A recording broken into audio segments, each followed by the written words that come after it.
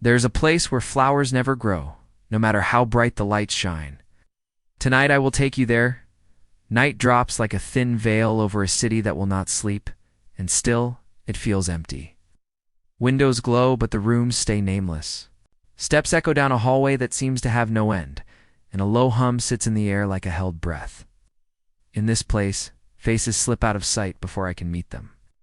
A coat sleeve slides along a wall. A hand fixes a cuff. Shadow crosses a neon. Sin and steals the color. The floor is clean and cold, polished like a promise made and broken in the same hour. I breathe in, and the air tastes like dust and light. I am only an outline. Ow. My name does not matter here. Ow. The shine under my feet throws my shape back at me. Long and thin, almost a question. An elevator waits. The red button stares like an eye that never shuts. The doors part.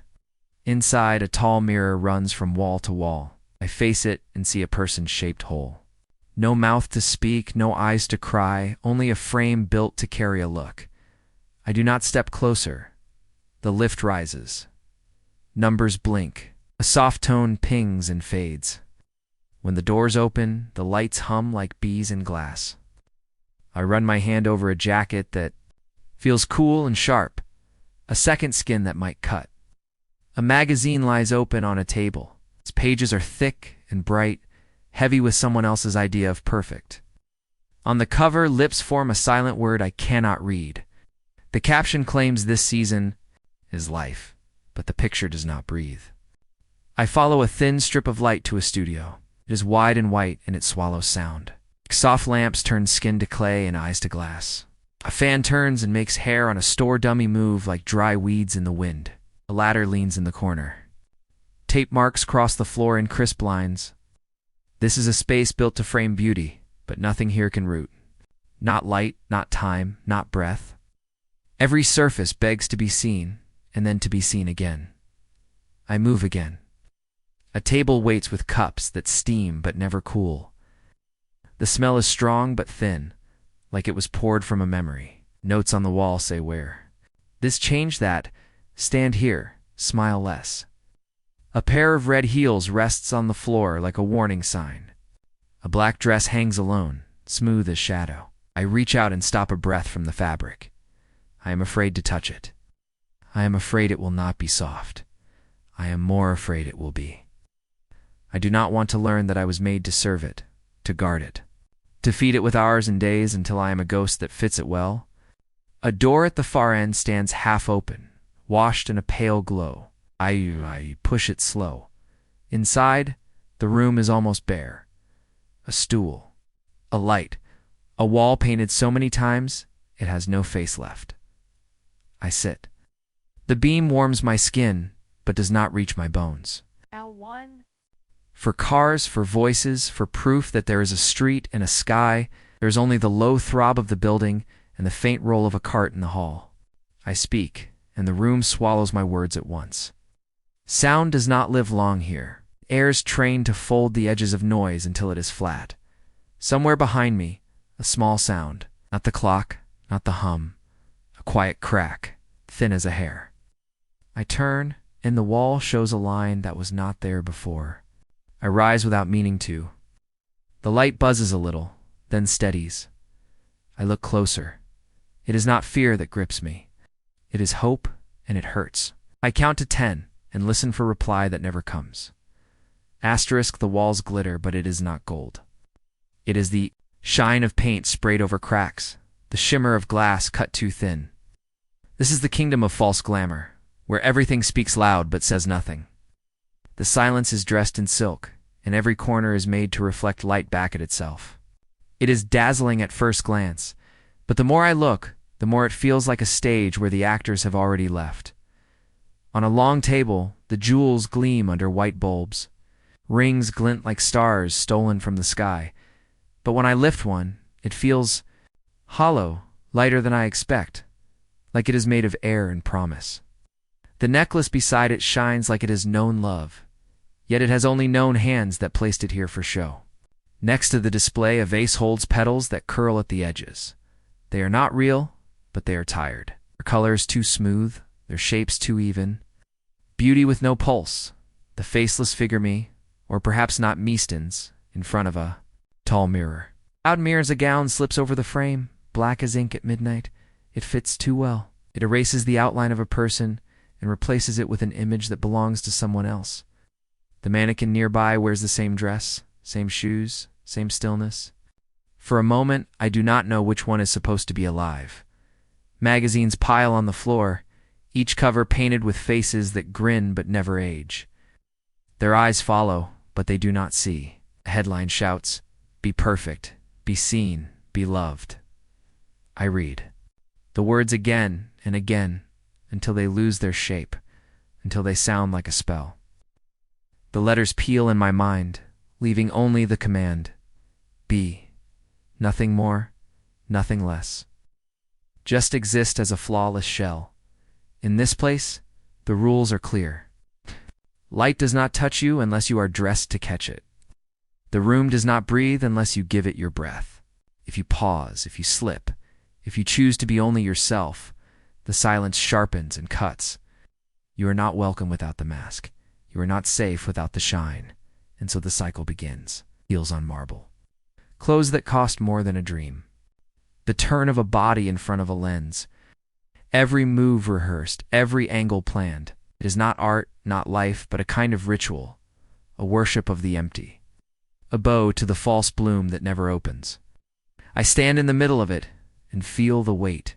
Pressing down, the lights are heavy, the floor shakes with every flash. The room whispers, trade your soul for the glow, or step out into the dark where no one will see you. Yet in the farthest corner, the glass is not clean. Behind the shimmer, a thin gray mark stains the wall, a secret flaw. My faceless shadow leans closer, tracing it with a finger. For 1 second, the illusion bends. The glamour trembles, and I know this place, for all its shine, is already breaking. Asterisk, the hallways stretch like veins, carrying me deeper into the heart of something that does not sleep. I walk, but each step feels borrowed, like the ground beneath me was not meant to remember the weight of real footsteps. The air is sharp, trimmed and polished, smelling faintly of iron and perfume. Every door I pass is closed, but I hear whispers behind them close brushing against skin. Cameras clicking, instructions spoken like commands in a language made of glass. None of it calls to me. None of it lets me belong. The figure in the mirror follows wherever I go. Faceless, dressed, precise. It is not me, yet it moves when I move, stands when I stand. I raise a hand to test it, and it obeys, but I can feel it pulling, as if it wants to keep the gesture for itself. A mask has formed not out of fabric, but out of silence. No eyes to betray sorrow, no mouth to spill truth. Just the clean shape of someone who always looks right, even when nothing feels right. This is the struggle no one sees, not hunger, it's not thirst, but the quiet trade of self for image. Each choice here is a surrender. Put on the jacket and you leave behind the softness of your own skin. Step into the shoes and you walk away from the ground that once felt warm. Pose for the flash and you give away the right to stand still.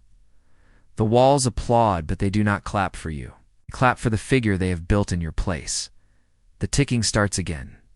Not a clock. It is too irregular, too quick. Comes from inside, from the rhythm of a body trying to remind me it is still here, still alive, even as the silence presses down. I press my hand to my chest. The sound is faint, almost lost. If I stay too long, I will match the mannequins, still. And cold, their beauty frozen forever. I walk faster. The hall splits into 3, but each path folds back into itself. No exit, no relief. Just repetition. This is not a hallway, it is a loop. A maze built not to be solved, but to tire. The more I walk, the more the air thins, the more the lights blur.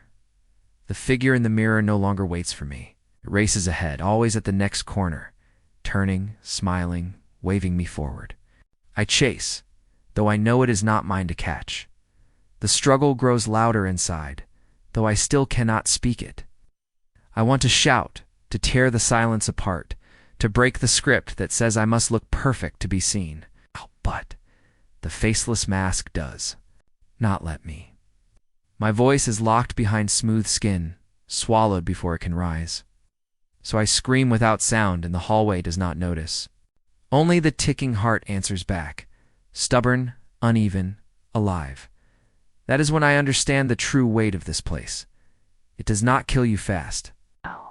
It kills you slowly, piece by piece, until you forget you were ever more than a shadow dressed in someone else's glow. There it is. The door I should never have opened.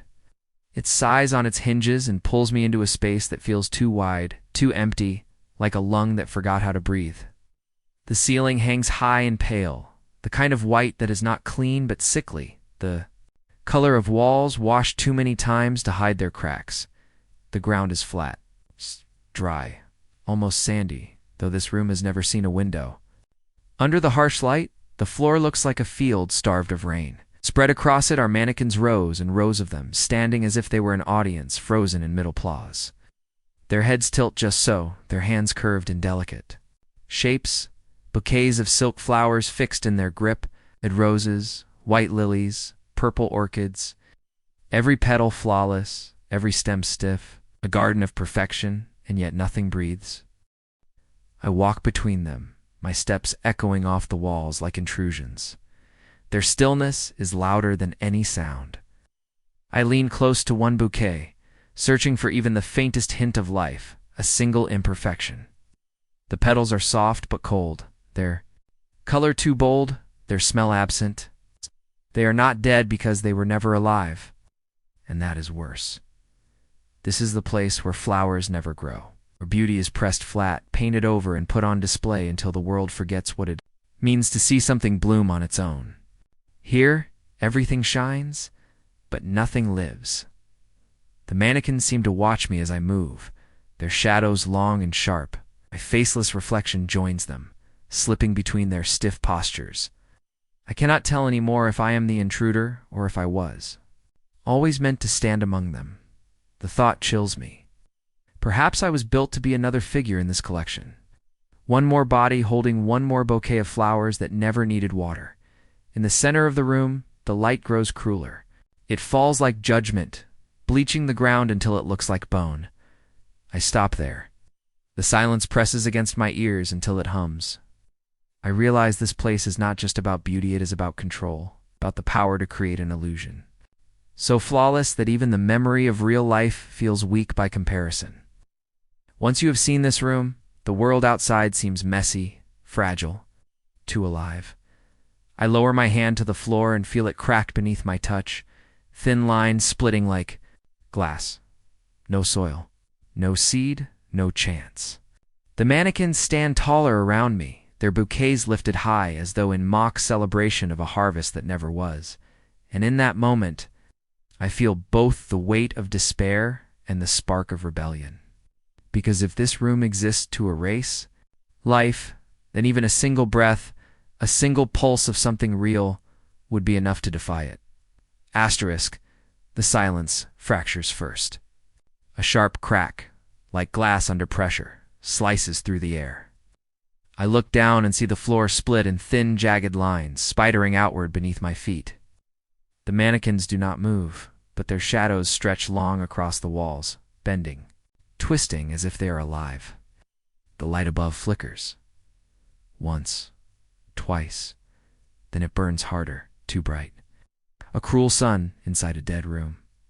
The faceless figure appears again, my twin, my ghost, my mask. It stands across the room, dressed in elegance stitched too tightly.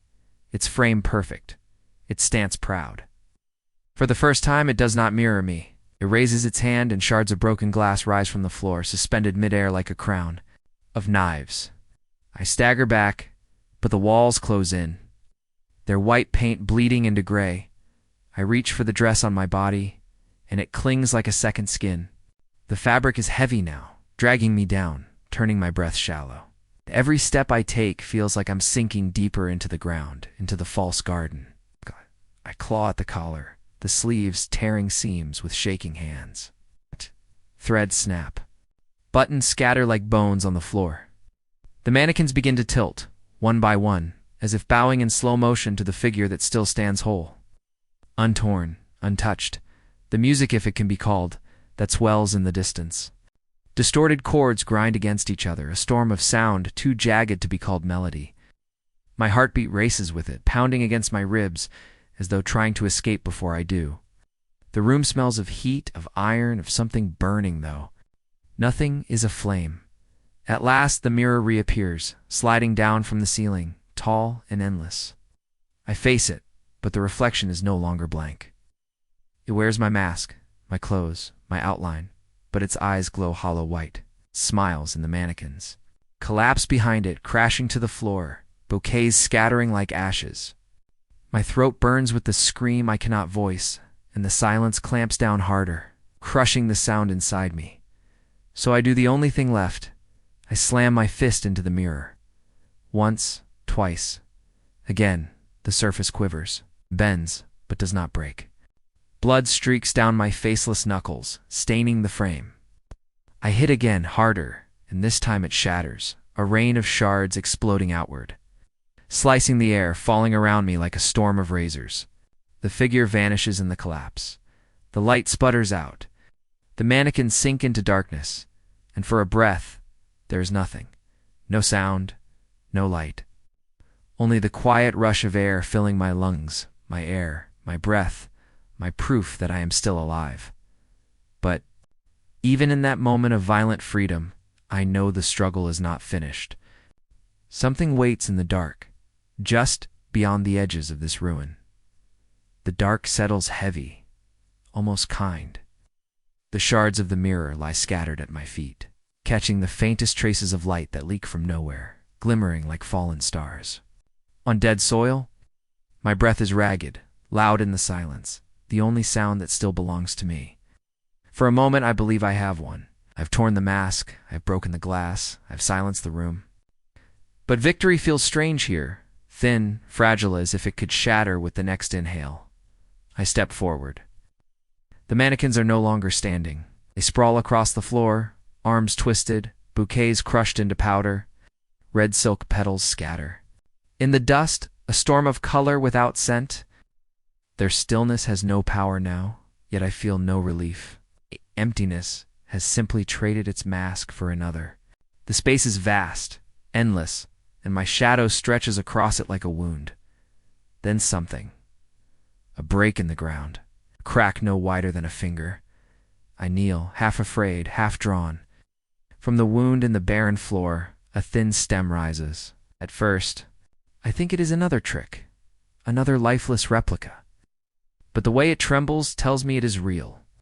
A single green thread pushing upward, daring to exist where nothing should. I watch it climb, slowly, awkwardly, but with certainty. It unfolds a bud, pale and shy, and in that moment the room shifts. The silence leans closer, listening. Even the darkness feels unsure, as though it cannot decide whether to snuff this fragile life or let it breathe. My faceless frame hovers. Above it, unable to touch, afraid that my hands strained only to dress, to tear. To fight will destroy the one thing that does not belong to this sterile place. The flower opens. Its color is not perfect.